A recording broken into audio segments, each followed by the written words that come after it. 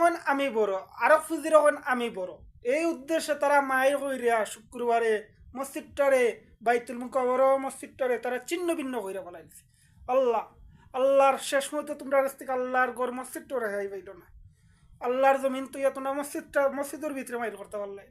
ও আল্লাহ, আল্লাহর গজব পড়ুক তোমরা ভিতরে। আমরা উলামায়ে কেরাম সবাই ঐক্যবদ্ধ হয়ে প্রতিবাদ করি।